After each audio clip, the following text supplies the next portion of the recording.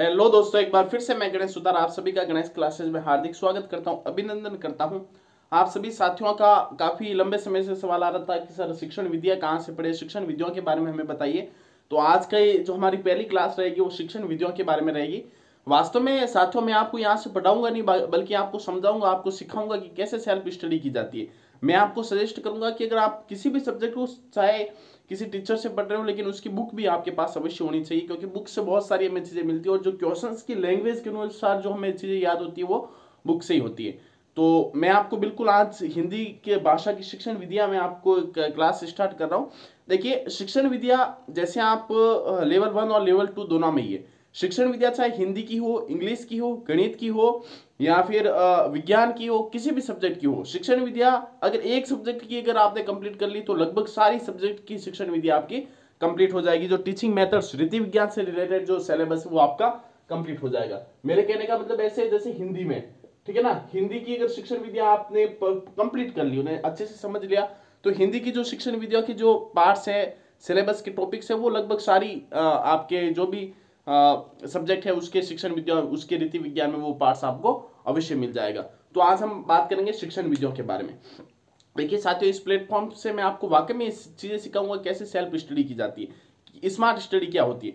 जैसे मैं ठीक है, मैं बताऊं शिक्षण विद्या आपको पढ़ाऊंगा। सबसे पहले पहला टॉपिक है हिंदी भाषा की शिक्षण विद्या। मैं आपको सबसे पहले बस बताऊंगा शिक्षण होता क्या है, ठीक है ना। इससे भी पहले मैं ये बात जानूंगा कि यहां से प्रश्न कैसा बनता है।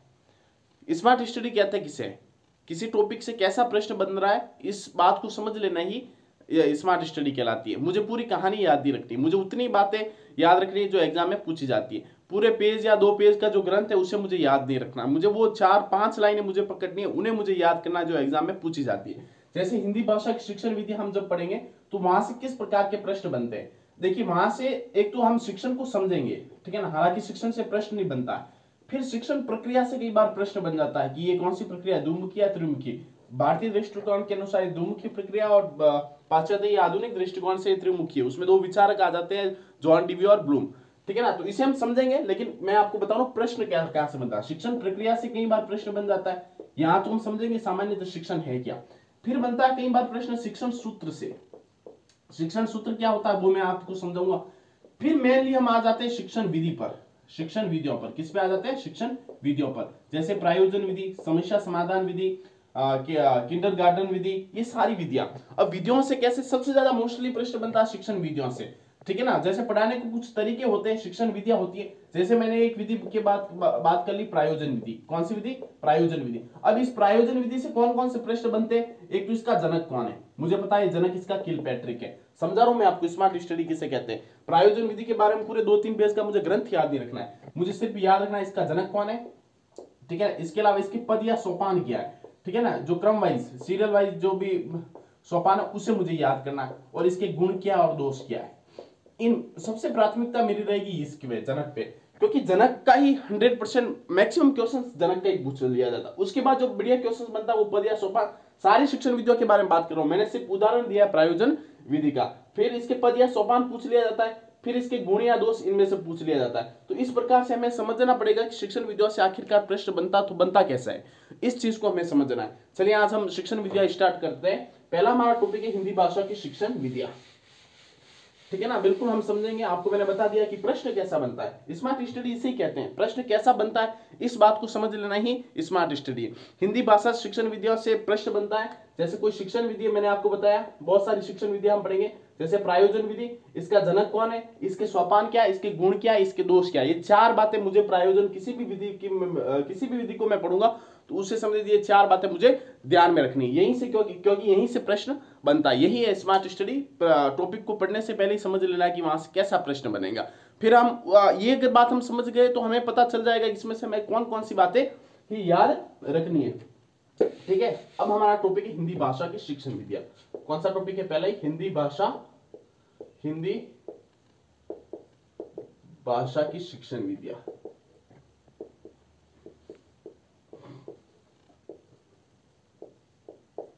हिंदी भाषा की शिक्षण विद्या हमारा पहला टॉपिक है, ठीक है ना। ये शैक्षणिक नीतिवान सिग्वाल की मेरे पास है, तो यहीं से हम सारी चीजें, मतलब यहीं से तो क्या मैं आपको एक बार समझा दूंगा, लेकिन आपको किताब रखनी है, ठीक है, बहुत सारी मैंने आपको बता दिया हिंदी भाषा की शिक्षण विधियों से आपको कौन कौन सी चीजें पढ़नी है। आप किताब लाके खुद ही वो याद कर सकते हो, उसका प्रवर्तक कौन है, उसके सोपान क्या है, उसके गुण क्या है, उसके दोष क्या है, लेकिन समझाने वाली चीजें मैं यहाँ से समझा दूंगा। देखो शिक्षण होता क्या है, सबसे पहले शिक्षण का मतलब होता है टीचिंग, पढ़ाना, ठीक है ना। शिक्षण टीचिंग, टीचिंग से आप समझ गए हो शिक्षण का मतलब क्या होता है, टीचिंग, ठीक है ना, टीचिंग,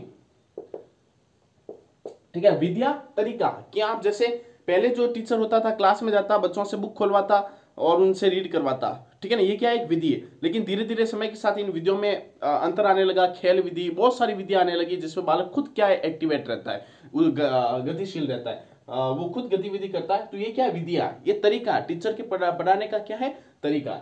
सबसे पहले हमें शिक्षण, शिक्षण आपको समझ में आ गया, शिक्षण क्या है, टीचिंग है, क्या है, टीचिंग है। देखिए प्रत्येक कार्य क्या है, एक अपने आप में समस्या होती है, ठीक है ना। हमें पढ़ाना क्या है, समस्या है। जब समस्या हमारे सामने आती है तब होता है चिंतन, चिंतन यानी कि मनन। जब आप चिंतन करोगे तब उस समस्या का क्या निकलेगा, समाधान निकलेगा, क्या निकलेगा, समाधान निकलेगा। तो अब यहां से हम दो चीज, एक चीज और पढ़ेंगे, चिंतन क्या होता है, ठीक है ना। चिंतन कितने प्रकार का होता है, चिंतन दो प्रकार का होता है, सवली चिंतन और यथार्थ चिंतन, ठीक है ना। सवली चिंतन होता है काल्पनिक चिंतन, ये चीजें आपको लिखने वाली मैं बता दूंगा अभी। अभी तो आपको समझना है, मैं शिक्षण सिर्फ समझा रहा हूं, इसे सिर्फ समझना है, यहां से प्रश्न नहीं बनता। शिक्षण क्या है, पढ़ाना, टीचिंग क्या है, एक शिक्षण है, ठीक है ना। प्रत्येक कार्य, मुझे कोई भी कार्य करना है तो वो अपने आप में क्या, एक समस्या है। जब हमारे सामने समस्या आती है, जैसे हम पर एक और प्रश्न यहां से बनता है, शिक्षण विधियों या कोई भी टॉपिक हिंदी भाषा की शिक्षण विधियों में पढ़ोगे तो उसमें कोई भी परिभाषा जो दी है ना, किस व्यक्ति ने दी है। जैसे मैं कहता हूँ शिक्षण, एक व्यक्ति ने कहा कि शिक्षण एक चाय के प्याले की बात ही नहीं है जिसे हर कोई व्यक्ति पी ले, तो ये किसने कहा, मुखर्जी ने कहा, किसने कहा, मुखर्जी ने। तो ऐसा प्रश्न आ सकता है कि किसने शिक्षण को चाय के प्याले की बात ही नहीं बताया जिसे हर कोई व्यक्ति पी लेता है, किसने कहा, मुखर्जी ने कहा। एक प्रश्न ऐसा बनता है, ठीक है। कौन कौन शिक्षण विधियों से कैसा कैसा प्रश्न बनता है, शिक्षण विधि का नाम, उसका प्रवर्तक कौन है, उसके पद या सोपान क्या है, गुण या दोष क्या है, इसके अलावा क्या परिभाषा दी और किस विचारक ने दी। आपको परिभाषा ऐसे दे दी जाएगी कि किसने विद्यालय को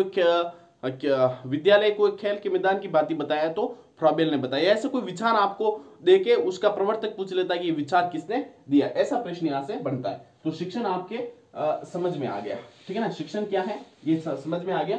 चिंतन से हम दो चीजें पढ़ेंगे। चिंतन दो प्रकार का होता है, एक सवली चिंतन होता है और एक होता है यथार्थ चिंतन, ठीक है ना। तो लिखने वाली बातें अब मैं आपको बताऊं तो मुख्यतः लिखने वाली बातों में मैं लिखवाऊंगा आपको, हालांकि मेन चीज, लेकिन आपको बुक अवश्य लेके आनी, ठीक है ना, क्योंकि जो सही बात है वो मैं आपको बिल्कुल क्लियर बता रहा हूं, ठीक है। यहां से हो गया। अब आपको दो तीन परिभाषाएं लिखनी है यहां से, ठीक है। एक लिखनी है, एक आपको मैं समझा देता हूं, दो तीन परिभाषा। जैसे एक हम्प्रे की परिभाषा, किसकी परिभाषा, हम्प्रे की परिभाषा, इसे आप लिखे। परिभाषा आप भविष्य लिखे, परिभाषा से क्वेश्चन आता है। हम्प्रे की परिभाषा में आप लिखे कि चिंतन का जन्म समस्या के समय होता है, क्योंकि समस्या के समय प्राणी को लक्ष्य का रास्ता नजर नहीं आता। मैंने आपको बता दिया ना, कोई भी कार्य क्या है, एक समस्या है, समस्या जब आता है तो व्यक्ति समाधान को खोजता है। हम्प्रे लिखते हैं कि चिंतन का जन्म समस्या के समय होता है, क्योंकि समस्या के समय प्राणी को लक्ष्य का रास्ता नजर नहीं आता। अब क्या है, मुझे ऐसी पूरी परिभाषा खोजना नहीं, मुझे सिर्फ एक कीवर्ड पकड़ना है और उसका विचारक क्या उसको देने वाला पकड़ना है। जैसे इसने कहा चिंतन का जन्म समस्या के समय होता है, तो मुझे बस यही याद रखना, हम्प्रे ने कहा कि जो चिंतन होता है उसका जन्म समस्या के समय होता है, बस यही चीज ध्यान रखनी। पूरी दो तीन लाइनें थोड़ी ध्यान रखनी, ठीक है, इस चीज को मैंने ध्यान रख लिया। फिर एन मुखर्जी की आती है। मुखर्जी, चाय किससे पीते हो, मुख से पीते हो, तो चाय का जब भी शब्द आ जाए तो समझ लेना कि ये विचार किसने दिया, मुखर्जी ने दिया। तो एन मुखर्जी लिखते हैं, आप लिखिए कि शिक्षण कार्य प्रत्येक व्यक्ति के चाय के प्याले के समान नहीं है, यह तो कला और विज्ञान है। कि हर कोई ऐसे नहीं कि शिक्षण जाके क्लास में करवा लिया, ये वाकई में एक कला और विज्ञान है, एक वाकई में एक आर्ट है, तो लिख सकते हो, ठीक है ना। चाय के साथ आप मुखर्जी को जोड़ सकते हो। पूरी परिभाषा मुझे थोड़ी याद रखनी, यही तो स्मार्ट स्टडी है। जब भी चाय का शब्द आ जाए तो चाय किससे पीते हो, मुझसे पीते हो, एन मुखर्जी, ठीक है। अब रॉस और लिखते हैं, रॉस के अनुसार चिंतन एक मानसिक गत्यात्मक प्रक्रिया है जिसके द्वारा एक व्यक्ति किसी समस्या समाधान की ओर बढ़ता है। ये भी याद रखना इंपॉर्टेंट है। रॉस लिखते हैं कि चिंतन एक मानसिक गत्यात्मक प्रक्रिया है। तो अब मुझे एक ही कीवर्ड पकड़ना है कि चिंतन को मानसिक गत्यात्मक क्रिया प्रक्रिया किसने बताया, तो किसने बताया, रॉस ने बताया। बस यही तो ध्यान रखना है। इस परिभाषा में आपने लिखना कि चिंतन एक मानसिक गत्यात्मक क्रिया है जिसके द्वारा एक व्यक्ति किसी समस्या से समाधान की ओर बढ़ता है। फिर मैंने आपको बताया चिंतन वाला मैं आपको लिखवा दूं, आपको कैसे लिखना। परिभाषा आपने तीन ही लिख ली, हम पढ़ेगी, ठीक है ना, मुखर्जी की, रोज की। अब चिंतन, चिंतन करके आप ऐसा लिखे, चिंतन मतलब मनन। कोई भी जब समस्या आएगी तो उसके समाधान के लिए व्यक्ति जो प्रयत्न करता है।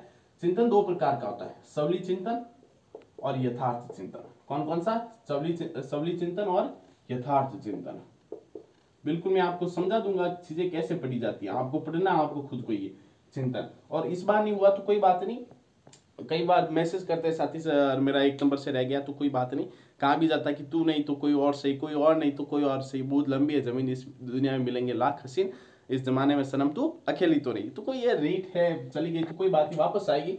देखिए मैं यही कहता हूँ कि समस्या जॉब से पहले भी होगी और जॉब के बाद भी होगी, ठीक है ना। इस बेरोजगारी के दौर में यही चीजें हमें सीखने को मिलती कि किस प्रकार हमें जीवन में निरंतर इस जीवन की पीछ पर डटे रहना है, चाहे सुख हो चाहे दुख हो। सवली चिंतन होता है काल्पनिक चिंतन।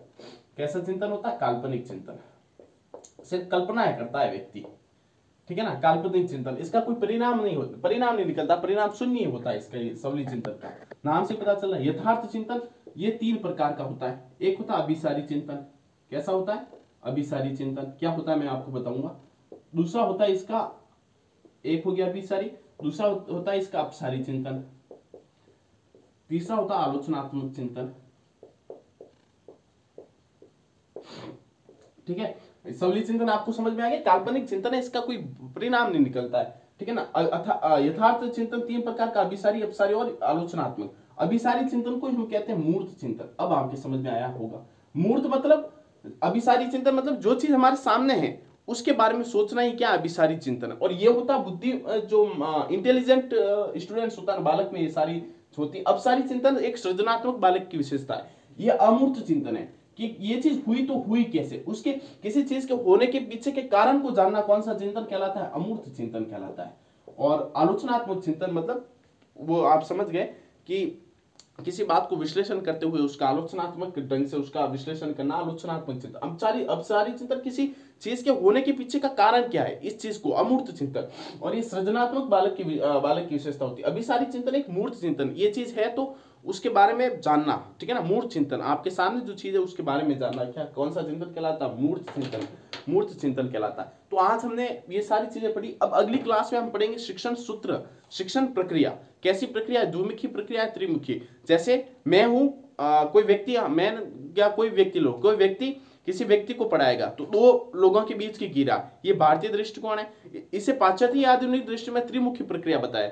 जैसे उसमें 2 आते हैं, जॉन डीवी और ब्लूम। जॉन डीवी कहते हैं कि शिक्षक, विद्यार्थी और समाज के बीच की एक प्रक्रिया है, जबकि ब्लूम कहते हैं कि शिक्षक, विद्यार्थी और पाठ्यक्रम के बीच की एक प्रक्रिया। तो इससे अगली क्लास में हम शिक्षण प्रक्रिया क्या होती है उसके बारे में पढ़ेंगे, ठीक है ना। शिक्षण प्रक्रिया के बाद में हम शिक्षण के उपागम पढ़ेंगे। शिक्षण उपागम के बाद शिक्षण सूत्र। शिक्षण सूत्र जैसे मैंने आपको बिल्कुल एक बार पूर्ण रूप से जो शिक्षण क्या होता है उसके बारे में बताया। पूर्ण से मैं अंश की तरफ बढ़ रहा हूं, किस तरफ बढ़ रहा हूं, और मैंने सरल चीजें आपको बता दी। अब मैं सरल से कठिन की तरफ बढ़ूंगा। ये क्या है? शिक्षण सूत्र है। क्या है? मैंने आपको उदाहरण बता दिया, प्रश्न कैसे आता है, प्रायोजन विधि से, किसी भी विधि से, उदाहरण से नियम की तरफ बढ़ रहा हूं। तो ये क्या है? यही एक शिक्षण सूत्र है। फिर शिक्षण सिद्धांत आते हैं, क्रियाशीलता का सिद्धांत। कोई टीचर पढ़ा रहा तो उस, ठीक है ना, तो वो तभी एक सफल शिक्षक है जब उसके विद्यार्थी क्रियाशील हो, सक्रिय हो टीचर के साथ साथ। तो यही क्या है? इसके सिद्धांत है, क्रियाशीलता का सिद्धांत, नियोजन का सिद्धांत, उद्देश्य पूर्ति का सिद्धांत। मैं जो पढ़ा रहा हूँ उसका कोई ना कोई उद्देश्य अवश्य होना चाहिए, यही उद्देश्य पूर्ति का सिद्धांत है। फिर हम पढ़ेंगे हिंदी भाषा की शिक्षण विद्या, जैसे प्रायोजन विधि है, किंडरगार्टन विधि है, बहुत सारी विद्या है। तो आप अपने तमाम दोस्तों को इस क्लास को शेयर करिएगा। इस प्लेटफॉर्म से मैं वाकई में आपको बताऊंगा कैसे सेल्फ स्टडी की जाती है, कैसे स्मार्ट स्टडी होती है, ठीक है। एक बार आप अपने तमाम दोस्तों को इस क्लास को शेयर करिएगा। धन्यवाद।